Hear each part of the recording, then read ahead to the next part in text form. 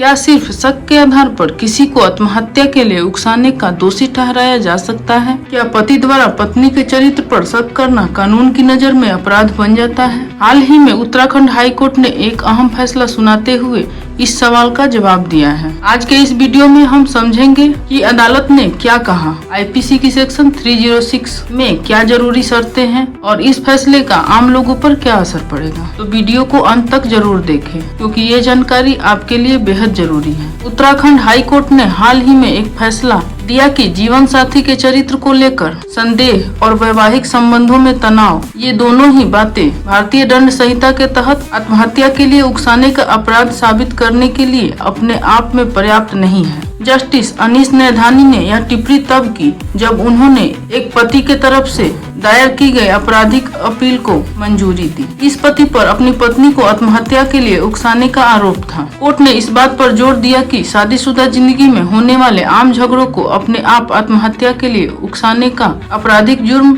नहीं माना जा सकता। कोर्ट ने कहा, शादीशुदा जिंदगी में मनमुटाव, शक और झगड़े होना भले ही दुखद हो, लेकिन कोई अनोखी बात नहीं है। आईपीसी की सेक्शन 306 के तहत आपराधिक जिम्मेदारी सिर्फ इसलिए तय नहीं की जा सकती कि पति पत्नी के रिश्ते में तनाव था या इसलिए कि आरोपी को मरने वाले के चरित्र पर शक। कोर्ट ने 22 मार्च को अपने आदेश में उधम सिंह नगर की 2011 के फैसले को रद्द कर दिया।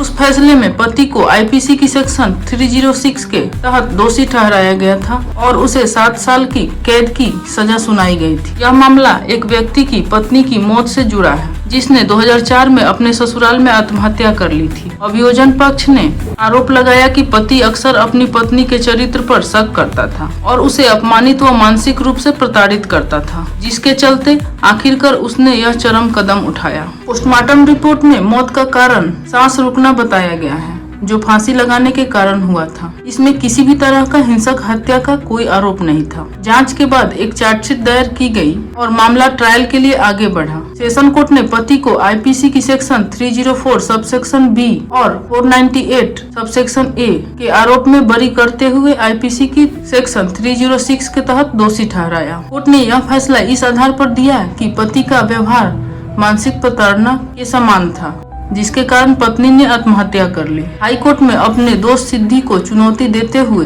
पति ने तर्क दिया कि आईपीसी की सेक्शन 107 के तहत परिभाषित आत्महत्या के लिए उकसाने के आवश्यक तत्व इस मामले में साबित नहीं हुए हैं। सबूत की जांच करने के बाद हाई कोर्ट ने पाया कि अभियोजन पक्ष के गवाहों ने आरोपी के खिलाफ केवल सामान्य और अस्पष्ट आरोप लगाए थे। कोर्ट ने कहा, अभियोजन पक्ष के गवाहों के बयानों की बारीकी से जांच करने पर पता चला है कि अपीलकर्ता जो पति है उसके खिलाफ लगाए गए आरोप सामान्य और अस्पष्ट प्रकृति के हैं। गवाहों ने केवल शक और खराब संबंधों के बारे में बयान दिए हैं, लेकिन आत्महत्या से ठीक पहले उकसाने, भड़काने और जानबूझकर मदद करने जैसा कोई भी विशिष्ट प्रत्यक्ष कार्य पति के साथ नहीं जोड़ा है। जज ने यह भी कहा कि जब ट्रायल कोर्ट ने आरोपी को दहेज, मृत्यु और क्रूरता से जुड़े अपराधों से बरी कर दिया था, तो आईपीसी की सेक्शन 306 के तहत दोषी ठहराने के लिए ऐसे व्यवहार का स्पष्ट प्रमाण होना जरूरी था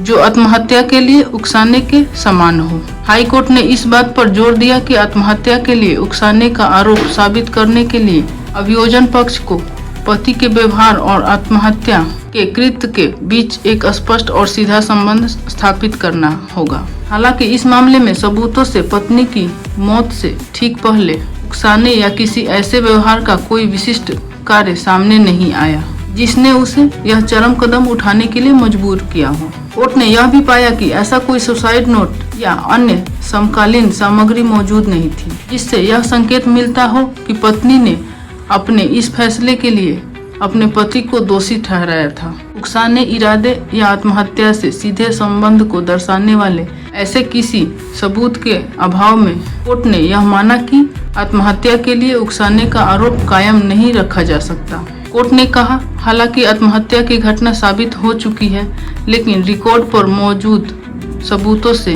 अपीलकर्ता की ओर से उकसाने, जानबूझकर मदद करने या ऐसे किसी करीबी आचरण का पता नहीं चलता जिससे कानूनी तौर पर आत्महत्या के लिए उकसाना माना जा सके। इसलिए हाई कोर्ट ने ट्रायल कोर्ट के इस फैसले को रद्द किया, जिसमें पति को आत्महत्या के लिए उकसाने का दोषी ठहराया गया था। कोर्ट ने आपराधिक अपील स्वीकार कर ली और पति को इस आरोप से बरी कर दिया। तो दोस्तों, इस फैसले से साफ हो जाता है कि सिर्फ शक या आरोप लगाना ही किसी को आत्महत्या के लिए उकसाने का अपराध नहीं बनता, जब तक कि उसके पीछे स्पष्ट इरादा और ठोस सबूत न हो। कानून हमेशा सबूत और मंशा दोनों को देखता है, सिर्फ भावनाओं के आधार पर फैसला नहीं देता। अगर आपको यह जानकारी उपयोगी लगी हो तो वीडियो को लाइक करें, चैनल को सब्सक्राइब करें और शेयर जरूर करें, ताकि सही कानूनी जानकारी हर व्यक्ति तक पहुंच सके।